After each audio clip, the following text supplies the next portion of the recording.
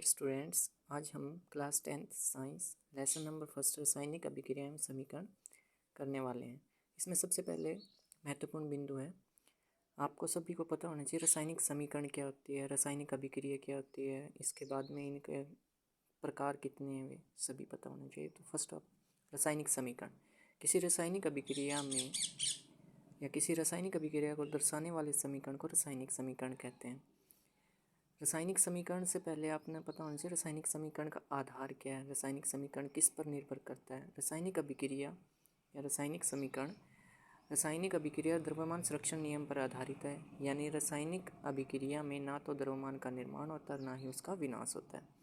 उसी प्रकार ऊर्जा संरक्षण नियम, ऊर्जा को ना तो बनाया जा सकता ना उसे विनाश किया जा सकता।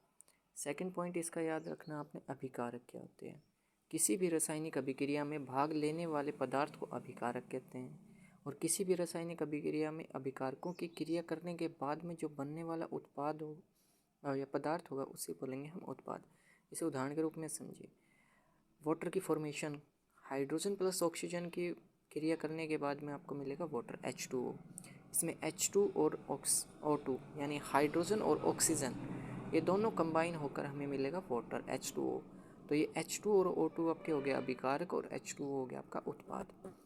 फिर नेक्स्ट पॉइंट है संतुलित रासायनिक समीकरण। जब किसी भी रासायनिक अभिक्रिया में अभिकारक व उत्पाद की परमाणु संख्या समान होगी तो उसे हम संतुलित रासायनिक समीकरण कहेंगे।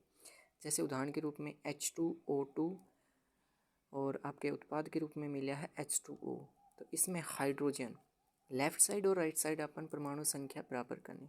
तो हाइड्रोजन यहाँ पर आपके देखोगे तो 2 है, यहाँ पर भी आपके हाइड्रोजन 2 है, बट ऑक्सीजन यहाँ पर कितने मॉलिक्यूल्स हैं 2, और यहाँ पर आपका 1 है, यानी इसको हमने 2 से मल्टीप्लाई 2 से मल्टीप्लाई करने के बाद में ऑक्सीजन तो हो गया आपके 2, बट हाइड्रोजन हो गया आपके 4। यहाँ पर तो हाइड्रोजन लेफ्ट साइड में तो कितने हैं अभिकारक की तरफ केवल 2 है, तो यानी इसको भी 2 से मल्टीप्लाई, तो ये आपकी होगी संतुलित रासायनिक समीकरण। नेक्स्ट पॉइंट है आपका रासायनिक अभिक्रिया क्या होती है। रासायनिक अभिक्रिया के कितने पार्ट्स हैं। आज के वीडियो में हम केवल महत्वपूर्ण पॉइंट्स ही करेंगे, और नेक्स्ट वीडियो में हम इसका कंप्लीट नोट्स, कंप्लीट क्वेश्चन, रासायनिक अभिक्रियाओं के संतुलित रासायनिक समीकरण कैसे बनाते हैं वो सब करेंगे। तो फर्स्ट पॉइंट है आपका संयोजन अभिक्रिया। रासायनिक अभिक्रिया का फर्स्ट पॉइंट है संयोजन अभिक्रिया। वह रासायनिक अभिक्रिया जिसमें 2 या 2 से अधिक अभिकारक मिलकर एकल उत्पाद बनाए उसे संयोजन अभिक्रिया। संयोजन मतलब कंपाउंड, कंबाइन होना, जुड़ना। तो इसमें आपका एग्जाम्पल हो गया हाइड्रोजन प्लस ऑक्सीजन के कंफॉर्मेशन से अपना वाटर मिलेगा, तो इसका हो गया आपका संयोजन अभिक्रिया। नेक्स्ट पॉइंट है आपका वियोजन अभिक्रिया। वियोजन मतलब आपका डिप्लीशन, टूटना।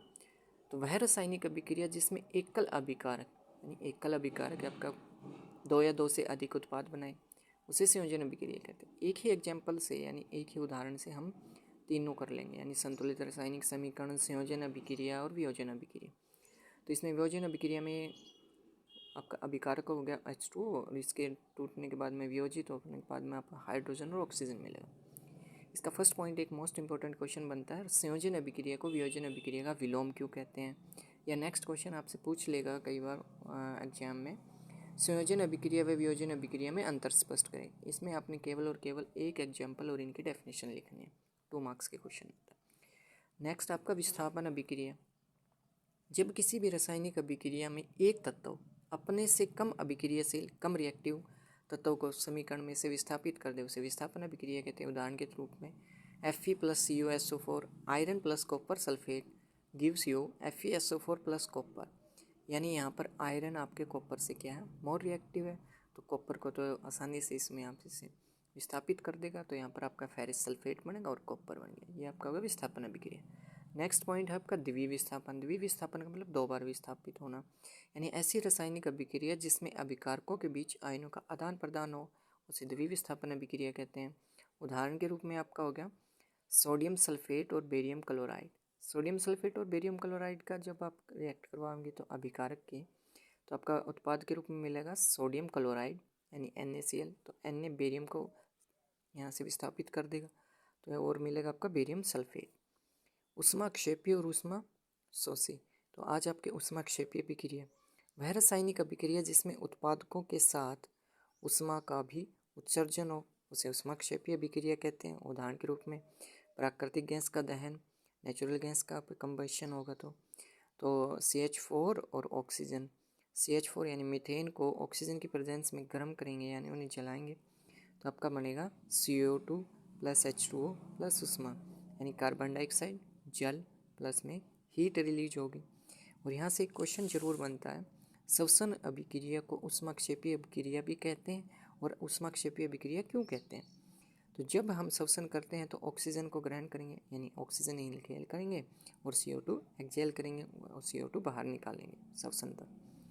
यानी वह अभिक्रिया जब हम श्वसन करते हैं तो ऑक्सीजन को ग्रहण करते हैं और ऑक्सीजन को ग्रहण करेंगे तो हमारे कोशिकाओं में उपस्थित ग्लूकोज से ये ऑक्सीजन क्रिया करेगी और ग्लूकोज के विखंडन होगा और परिणाम स्वरूप हमें अधिक मात्रा में ऊष्मा उत्सर्जित होगी। तो यानी ग्लूकोज C6H12O6 प्लस CO और ऑक्सीजन इसके साथ रिएक्ट करेगी तो आपका कार्बन डाइऑक्साइड वाटर प्लस ऊष्मा यानी ऊर्जा बाहर निकले। तो आज की वीडियो में बस इतना ही और नेक्स्ट वीडियो में हम इसको आगे करेंगे। Thank you.